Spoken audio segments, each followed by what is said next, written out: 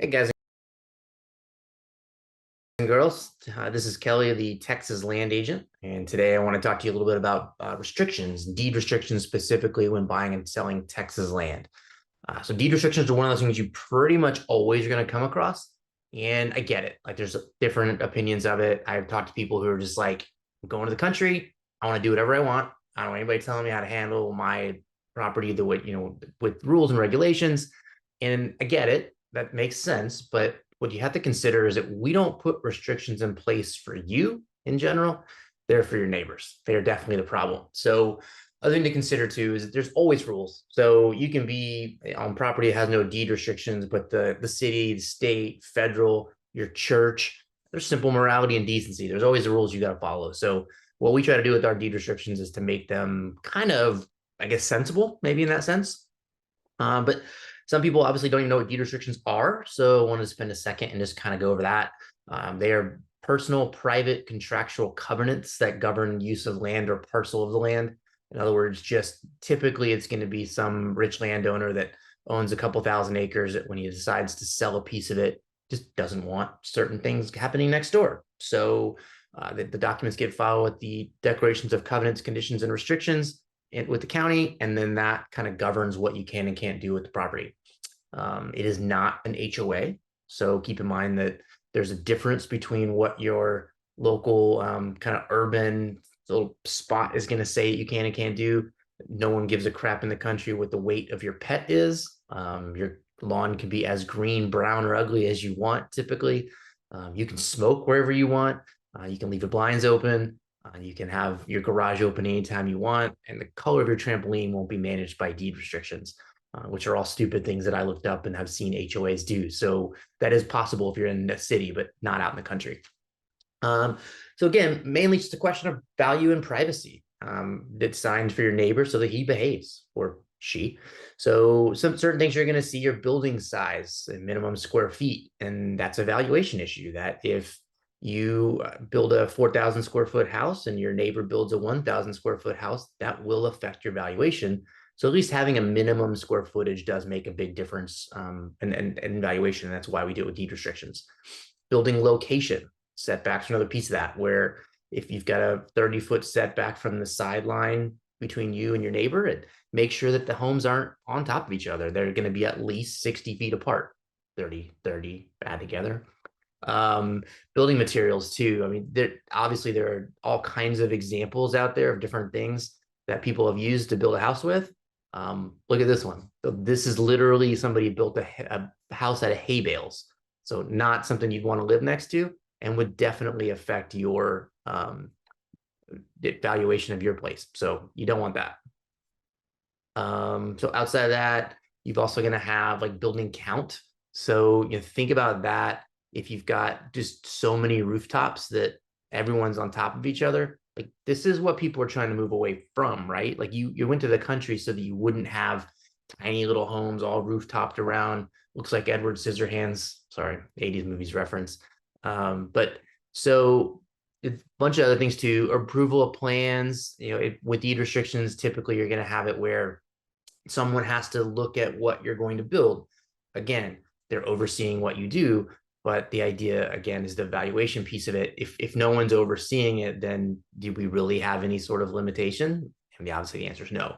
So you'll see animals a lot, and animals exemptions are obviously people are going to do ag exemptions on their property, especially anything over 10 acres, usually 11 if you're going to put a house. But there's a limit. I've literally, the type of animals you put out there matter. You don't want to have any weird random 100 ferrets or something running around your neighbor, because they're going to come into your place. And then your population is another big issue that people sort of forget about. But I've been out to Artesia, New Mexico. If you get the opportunity, I recommend that you do not. And the reason is it looks like this, smells like just cow poop the whole time. All the way in the city, there's flies everywhere. The restaurants have fly paper hanging around, because if you have 5,000 head of cattle on 5 acres, it's going to be disgusting. So most of the time, your deed restrictions will limit the number of animals per acre. Sounds super kindergarten, and I say that all the time. Like I feel kind of embarrassed to have to talk about it with people that 5 chickens per acre. You've got 10 acres. We have 50 chickens. That's your max. But if we didn't, it's going to look like Artesia, New Mexico. So land use is another one. In general, deed restrictions are pretty subjective on that. You're outside the city, so you don't have county or you don't have city regulations as far as like zoning that you can have manufacturing here, residential here.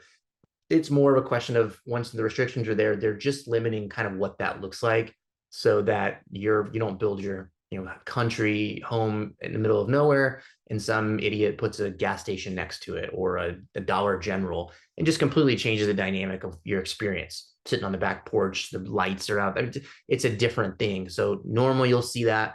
Other things you don't want to see would be like a cemetery living next door to that would not be great.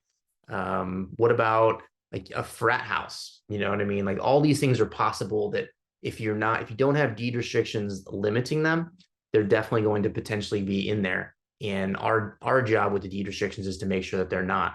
There's another good one. So also you got RV park. This is one that people ask me about a lot. They're looking to do an RV park, which is fine. It's a business. You're trying to make money, right? But living next to an RV park changes the dynamic of what your 11-acre experience would be like in the country. Imagine your grandfather on his 100 acres and there's an RV park. Just transient people. It's just it's not, again, not good or bad, but when you're going to live somewhere, do you want that next to you? Our deed restrictions would prevent RV parks from going in, and that's one of the reasons. What about a music wedding venue? I get asked this one a lot too. People are looking for. It's the same thing. Like those are going to have music going on till late, people running in and out, bunch of people, traffic changes.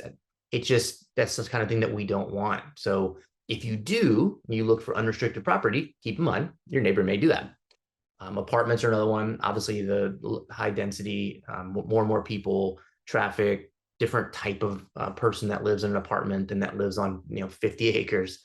So another thing to consider in your deed restrictions is subdividability. So from a valuation perspective, if you're looking strictly for an investment, you want to be able to subdivide the property more because that's more money for you. So literally, if you take a 10-acre tract and split it into 5 2-acre tracts, in general, barring expenses, you can pretty much double your money.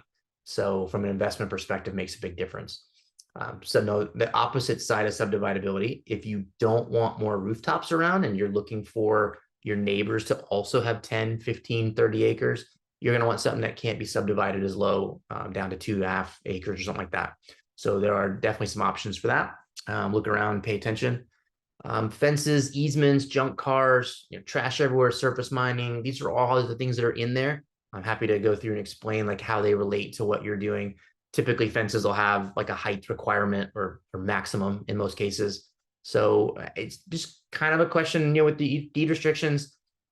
I don't recommend buying unrestricted property for a variety of reasons, but obviously it's your choice. You do what you want. For me, it's a question of living in society. Like if you don't like people, then you're gonna have a hard time kind of anywhere. But you have to at some point subjugate your wants and desires to get along with everybody. So sometimes that means giving up a little bit with the restrictions. Peaceful enjoyment, keeping the value right. So just remember, deed restrictions are not inherently bad, but just be smart. Get what you need. Don't worry if it's something that you think you might want in 50 years, probably not worth arguing over. And if you find the right piece of Texas land, you definitely want to just get it and go for it. So I love an opportunity to help you navigate the world of Texas land, the deed restrictions and land ownership in general. Give me a call, reach out, email, anything I do to help, let me know. And as always, I'm happy to help. So hopefully we'll talk to you soon. All right.